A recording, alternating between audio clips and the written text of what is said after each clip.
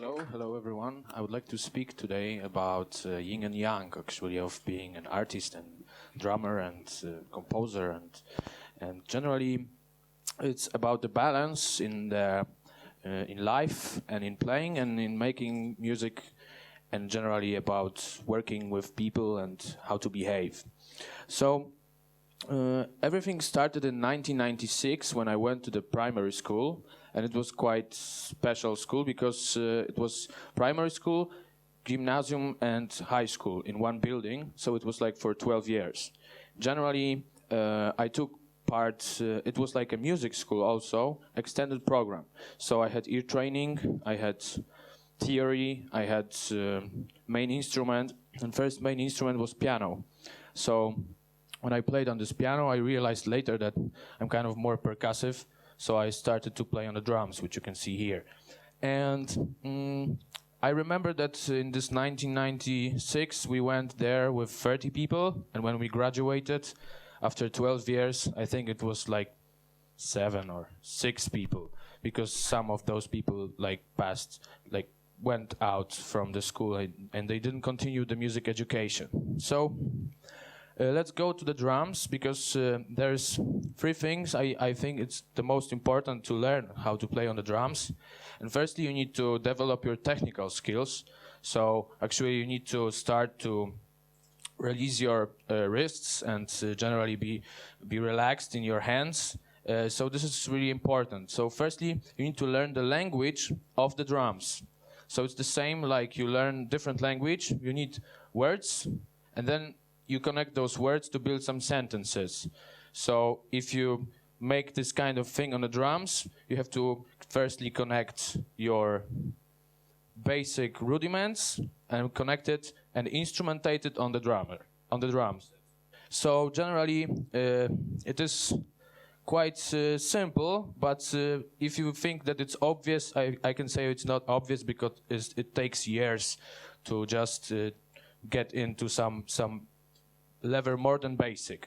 After that, the second thing is the sound, because as you can see, you got snare drums, you got tom-toms, you got all the cymbals, and each of its instruments, actually it's like 1, 2, 3, it's like 8 instruments, let's say, and on each instrument you have to learn different sound and different approach. So you have to get balance, so this kind of yin-yang, in playing on the drum set. So you take care of the sound, and each instrument has to get particular way of how you play, how you rebound your drumstick, and etc. And the third thing is, when you already know this language, which you can share with people, then you can just easily get into playing with bands. So you need to have some rules how to play with the band. Because, for example, imagine the situation that you got you play the jazz ballad, and then suddenly you play heavy metal feeling in the jazz ballad. It doesn't make any sense. So generally you have to play wise. In particular style, you play particular rhythms. And generally this is really important. Those 3 things are really important to learn how to play. And you have to learn the ethos, so it's like all the rules.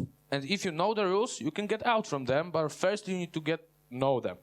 And you have to take care of your sound, and you have to take care of your technical abilities. So this is the first point of how to learn, and took me years actually to do it. And then when you have this small yin-yang of only just drums, then you can get into some bigger yin-yang, some bigger circle, which is like generally the life of this drummer, of the musician, of the artist. So generally, if you got one of this part is what I was talking right now about. And second thing, for example, is the concert. You have to play and you have to perform for people. So you have to learn how to deal with pressure, how to deal with that. For example, somewhere here can be somebody who is a drummer sitting and just thinking what you are playing, and he made a mistake or something. And I had this problem in my mind, so I tried to skip this problem away, take it away, because it's really important to don't think what others are thinking. Just close yourself on the stage and don't think about others, because your music gonna go away. So it's better to focus just on playing. So this is the point. And I think there's much more things like you have to know how you play with the band, so it's really important to listen to yourself on the stage and generally don't focus out of the stage, just be focused. Next thing, I think it's that you have to go out from your country for a while. It's important. First you learn the language, and then you can learn the musical language in countries which you can be and you visit. So for example, you visit Denmark, you get some Danish jazz or Danish folk music or something like that. So if you go somewhere abroad, you get some experience which is worth to take, and actually it's worth to believe in it, that some of those things are good and some of those things I don't like, for example. So I take only those good things. And there was many times I traveled, so I gained some kind of experience in all these situations in particular styles. So so you need to know how to perform, you need to know how to play, and you need to get out from your place.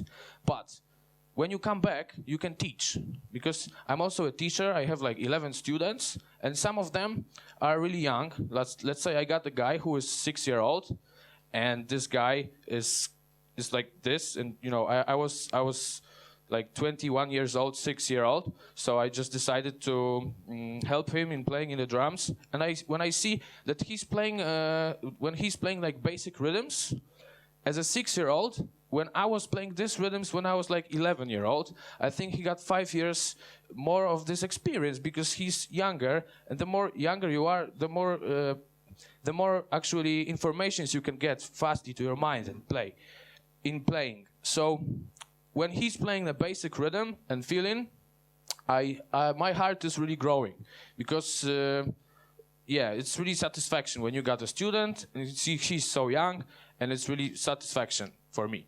But instead of 6-year-old guy, I have also 50-year-old guy who is just a hobbyist. So for example, he said to me that he will never play professionally, but it's his passion and something like that. So I had sometimes situations with my teachers that they were saying, it's too late for you, it's too late for you, don't do it.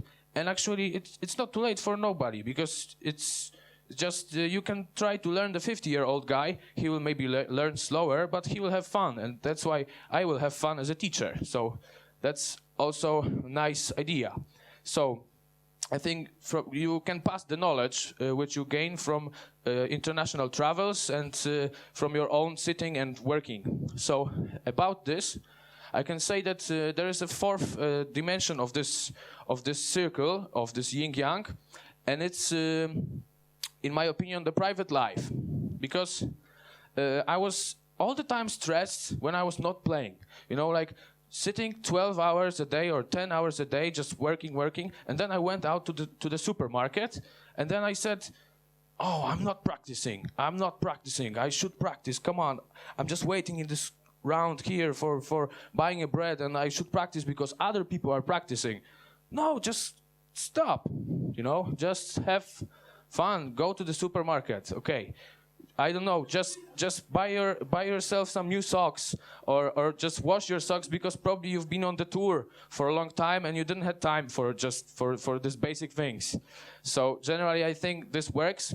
Also you can think about your family, or go with a girlfriend to the bar or to the cinema, you know, or go with some friends, watch some football match or something like that, because if you're gonna sit all the time and do your job, and I play on the drums, I think I will lose my friends, and my only friends will be just this wooden drum set here. So I think it's worth to think about not only to sit with the drums, but just also have your balance in your private life, and not playing and playing, and generally all these four things, like learning how to play, then go abroad and learn more, pass the knowledge to other people, and then play, perform, compose, and stuff like that can work. And also, I think get yourself actually to stop and just be in home, relax, and have a private life. And I think this is the yin-yang, and this is like a balance if everyone is actually in our lives looking for a balance. And I think if we get this balance, we are more productive, we are more happy, we are more thinking of the future. And sometimes in the future can happen that you will lose the balance. So just get it back, because it's always good to have balance back. And I think all those 4 things are most important to have the balance of and yin-yang of an artist, a musician, and in my opinion, in my actually situation, being a drummer. So thanks.